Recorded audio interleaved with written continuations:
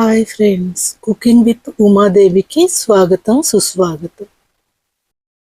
ఈరోజు మనం రెగ్యులర్గా చేసుకునే శనగపిండి చక్రాలు కాకుండా మినపప్పుతో కుక్కర్లో ఈజీగా చక్రాలు ఎలా చేసుకోవాలో చూద్దాం. కుక్కర్లో 1 కప్పు మినపప్పుని తీసుకోవాలి. వాటిని సరిపడా నీళ్లు పోసి శుభ్రంగా కడుక్కోవాలి. ఎక్కువ మురికుంటే 2 సార్లు కడగండి, లేకపోతే ఒకసారి సరిపోతుంది.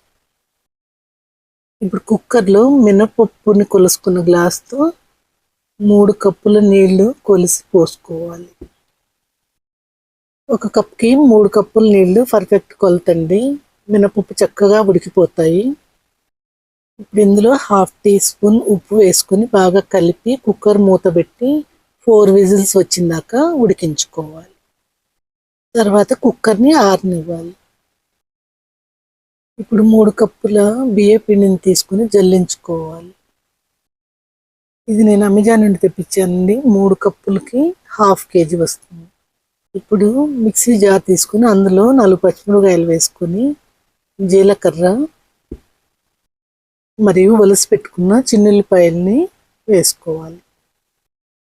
ఇది ఆప్షనల్ అండి, కానీ ఫ్లేవర్ చాలా బాగుంటుంది. ఈ గ్రైండ్ చేసిన మిశ్రమాన్ని రైస్ పౌడర్లోకి వేసుకోవాలి. ఇందులో నేను 1 టీ స్పూన్ జీలకర్ర, 10 చిన్నుల్లిపాయ రెబ్బలను వేసాను. మీకు చిన్నుల్లిపాయ ఫ్లేవర్ నచ్చితే ఇంకా ఎక్కువగా ఉంటే వేసేసుకోవచ్చు. ఇప్పుడు ఈ పిండిలో కరివేపాకు పొడి మరియు సాల్ట్ వేస్తున్నాను.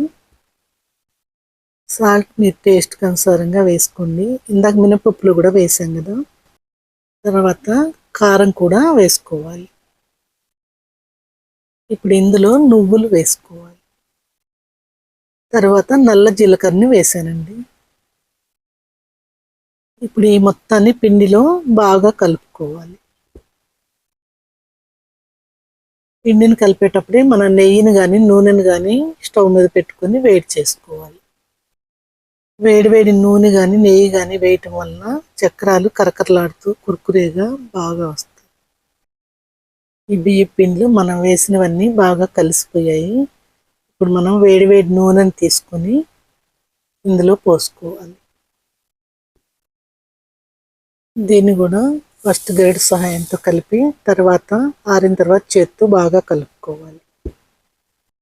నేను పిండిలో 3 టేబుల్ స్పూన్లు నెయ్యి వేశాను. మొత్తం బాగా కలిపితే ఈ విధంగా పిండి తయారైపోయింది. మనం కుక్కర్ విజిల్ తీసి చూస్తే చూడండి, మినపప్పు చక్కగా ఉడికిపోయాయి. కొంచెం నీళ్ళు ఉంటే ఏం ప్రాబ్లం లేదు, మిక్సీలో గ్రైండ్ చేసేటప్పుడు పోసేసుకోవచ్చు. ఆరిన మినప్పిండిని మిక్సీ జార్లో వేసుకొని మెత్తగా గ్రైండ్ చేసుకోవాలి. మినపప్పు గ్రైండ్ చేసుకున్న తర్వాత మనకి పిండి ఈ విధంగా ఉంటుంది. ఈ గ్రైండ్ చేసుకున్న మినప్పిండిని బియ్య పిండిలో వేసుకోవాలి. ఇప్పుడు ఈ మొత్తాన్ని చక్రాల పిండి కలిపినట్టు కలుపుకోవాలి. ఫ్రెండ్స్, నా వీడియోస్ మీకు నచ్చినట్టయితే నా ఛానల్ని తప్పకుండా సబ్స్క్రైబ్ చేయండి. అలాగే లైక్ ఇంకా కామెంట్ చేసి మీ ఫ్రెండ్స్ అండ్ ఫ్యామిలీ మెంబర్స్కి షేర్ చేయండి. ఇంకా నీళ్ళు అవసరమైతే కొంచెం 2-3 స్పూన్ల నీళ్లు పోసి చక్రాల పిండిని కలిపినట్టే కలుపుకోవాలి. పిండిని కలపటానికి ఎక్కువ టైం పడుతుంది. ఎంత బాగా కలిపితే అంత గుల్లగా చక్రాలు వస్తాయి. ఇప్పుడు పిండి కలపటం రెడీ అయిపోయిందండి. దీని మీద మనం ఒక తడి క్లాత్ వేసి పెట్టుకోవాలి. తడి క్లాత్ వేయటం వలన పిండి డ్రై అవ్వకుండా మాయిశ్చర్ ఉంటుంది. మీరు కావాలనుకుంటే క్లాత్ మీద కొన్ని నీళ్లు కూడా చల్లొచ్చు. దాంతో పిండి ఈజీగా చక్రాల గిద్దల్లోంచి దిగుతుంది. ఇప్పుడు చక్రాల గిద్దల్లో ప్లేటు నేను కొంచెం పెద్ద సైజు తీసుకున్నాను. మీకు నచ్చిన సైజు తీసుకోండి. మరి చిన్న సైజు అయితే నువ్వులు అవన్నీ వేసాం కదా, దిగటం కష్టం. తర్వాత దీన్ని గ్రీజ్ చేసుకోవాలి, పిండి అంటకుండా ఉంటుంది. ఇప్పుడు పిండిని సరిపడా తీసుకొని ఈ చక్రాల గిద్దల్లో ఫిల్ చేయాలి. ఇప్పుడు దీన్ని మనం మూత పెట్టేసి ఒక తడి క్లాత్ తీసుకొని దాని మీద చక్రాలు ఒత్తుకోవాలి. ఇంకా డిఫరెంట్ వేల్లో తయారు చేసుకోవచ్చు.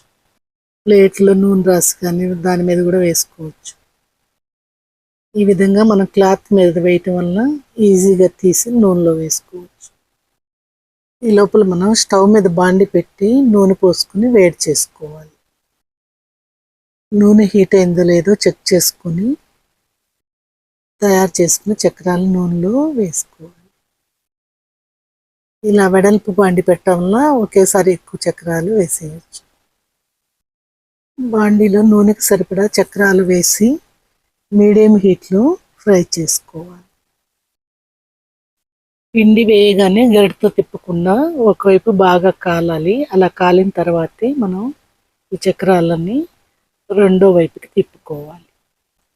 ఈ చక్రాలు మనం పెద్ద సైజు వేసాం కాబట్టి కొంచెం టైం పడుతుందండి ఫ్రై అవ్వటానికి. చక్రాలు రెండో వైపు కూడా ఫ్రై అయిన తర్వాత మనం వీటిని స్ట్రైనర్లోకి తీసుకొని టిష్యూ పేపర్లో వేసుకోవాలి. ఈ కలర్ వస్తే మీకు లోపల కూడా చక్కగా కుక్ అయి ఉంటాయి చక్రాలు, లేకపోతే సాఫ్ట్గా అయిపోతాయి. వీటిని మనం టిష్యూ పేపర్లోకి తీసుకోవాలి. ఇప్పుడు ఇంకో రకంగా చక్రాలు ఎలా వేసుకోవాలంటే ఇలా డైరెక్ట్గా వేసేసుకోవచ్చు. కానీ ఈ మెషిన్తో ఇలా వేస్తే అప్పుడప్పుడు ఊడి అందులో పడవచ్చు. అందుకని కేర్ఫుల్గా ఉండాలి. ఇది మన ఓల్డ్ మెథడ్.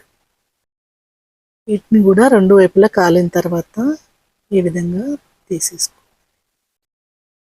అంతేనండి, ఎంతో ఎమ్మీ టేస్టీ కరకరలాడే చక్రాలు రెడీ. మీరు బజార్లో చక్రాలు కొంటే సాల్ట్ ఎక్కువ వేస్తారండి, అందుకనే ఇంట్లోనే ఈజీగా ఇలా తయారు చేసుకోండి. Thank you for watching my video.